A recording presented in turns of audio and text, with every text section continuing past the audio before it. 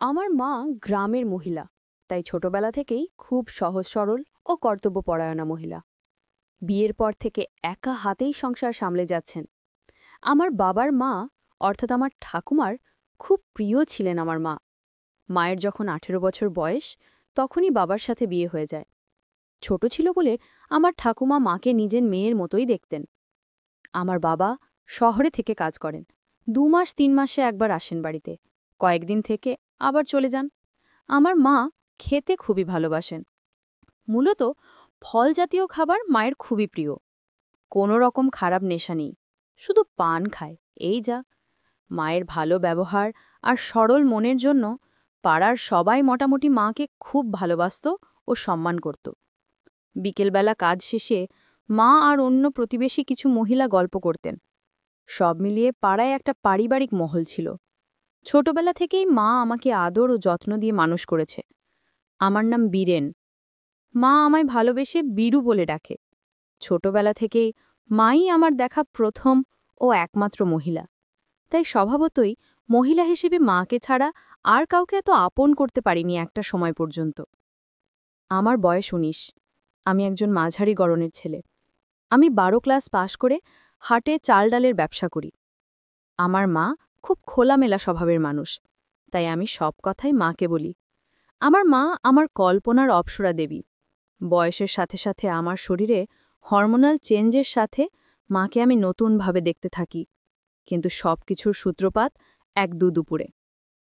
সেই একবার গরমকালে আমি দুপুরে খাওয়া দাওয়ার পর খাটে শুয়ে আছি। মা সব বাসন মেজে ধোয়াধুয়ির কাজ করে ঘরে এসে পাখার তলায় বসল। মাকে দেখে ক্লান্ত মনে হলো। মাকে জিজ্ঞাসা করে জানলাম সকাল থেকে সেদিন খাটাখাটনিটা বেশিই পড়েছিল। তারপর মা শুতে গিয়ে বলল, কিরে বীরু, আজ এভাবে আড়াআড়িভাবে কেন শুয়েছিস? আমি কিভাবে শোবো? আমি বললাম, কেন তুমি সোজাসুজি শুয়ে পড়ো, যেরকম প্রত্যেক দিন শো? মা বলল, তাহলে আমার পা তো তোর গায়ে লেগে যাবে বাবা। তাতে কি হয়েছে, তুমি শুয়ে পড়ো। আমার এখন উঠতে ইচ্ছা করছে না, আমি বললাম। এরপর মা শাড়ির আঁচলটা নিয়ে ঘাম মুছল, এরপর শুয়ে পড়ল। সারাদিনের কাজ করে মা অনেক ক্লান্ত ছিলেন। আমি খানিক বাদে মায়ের পা মালিশ করতে লাগলাম। মা প্রথমে খানিকটা অস্বস্তি বোধ করলেও সারাদিনের ক্লান্তির ফলে পায়ে আরাম পেয়ে আর কিছু বললেন না।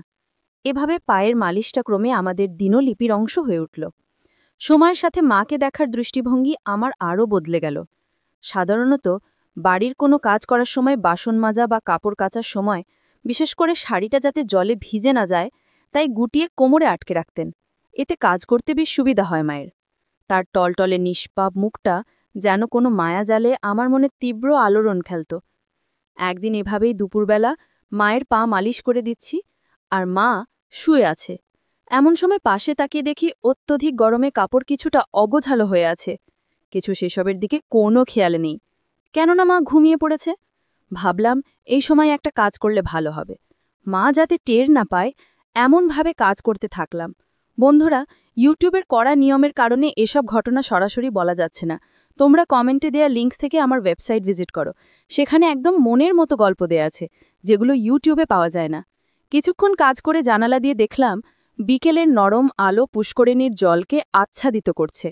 আমি বিছানা থেকে উঠতে যাব, এমন সময় মায়েরও ঘুম ভেঙে গেল। মা আমায় বললেন আলোটা জ্বালতে, একটু আগে কাজ করতে গিয়ে ক্লান্ত হয়ে পড়েছি, তাছাড়া জামাকাপড়ও একটু অগোছালো হয়ে আছে। আমি আলো জ্বালাতে একটু দ্বিধাবোধ করছিলাম, তাই মাকে বললাম, আমি স্নান করতে যাচ্ছি, গরম লাগছে, তুমি জ্বালিয়ে নাও, বলে কলতলার দিকে গেলাম। আর এদিকে মা সন্ধ্যাদীপ জেলে চাতালে এসে বসলেন। আমি কলতলায় বসে দুপুরের মুহূর্তগুলির স্মৃতিচারণ করছিলাম।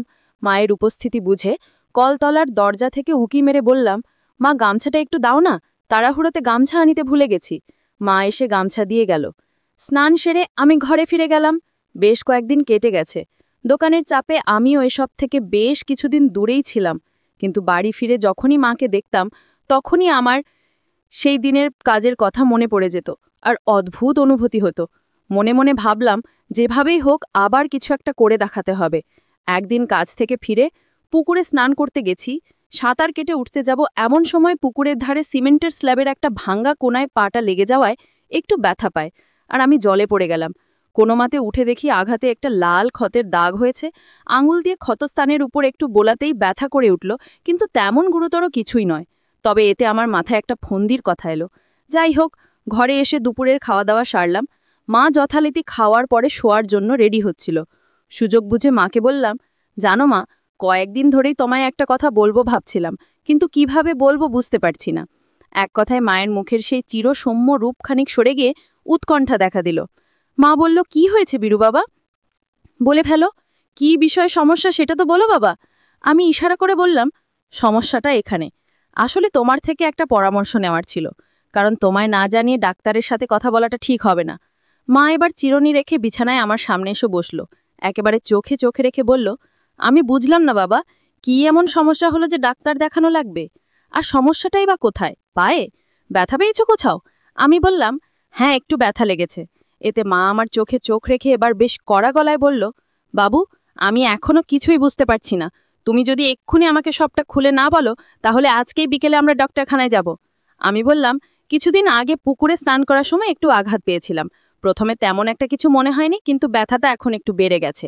মা বলল, দেখাও আমায়। আমি আমতা আমতা করে কিছু একটা বলতে গেলাম। মা দাবড়ানি দিয়ে বলল, বীরু, আমায় দেখতে দাও। আমি সেই ক্ষতচিহ্নটা দেখালাম, যেটা তখনও বেশ লাল হয়ে আছে। মা একটা মলম আনতে ঘরে গেল। খানিক বাদে ফিরে এসে মলমটি আঙুলে করে নিয়ে আমার ক্ষতস্থানের ওপর বুলিয়ে দিতে লাগলো। মলমটি বেশ ঠান্ডা রকমের। মা মলম দিচ্ছিল আর আমি তাকে দেখছিলাম। অনেক যত্নের সাথে সেবা করছিলেন আমায়। আমার বেশ ভালোই লাগছিল। এই সময় কাপড় অগোছালো হওয়ায় একটু অস্বস্তিতে পড়ে গেলাম। মা বলল, দিনে ৩-৪ বার করে এটা লাগাবে। আশা করি খুব তাড়াতাড়ি ঠিক হয়ে যাবে। এই সময় কিছু ঘটনা ঘটে যায়। বন্ধুরা, ইউটিউবের কড়া নিয়মের কারণে এসব ঘটনা সরাসরি বলা যাচ্ছে না। তোমরা কমেন্টে দেয়া লিঙ্ক থেকে আমার ওয়েবসাইট ভিজিট করো। সেখানে একদম মনের মতো গল্প দেয়া আছে, যেগুলো ইউটিউবে পাওয়া যায় না।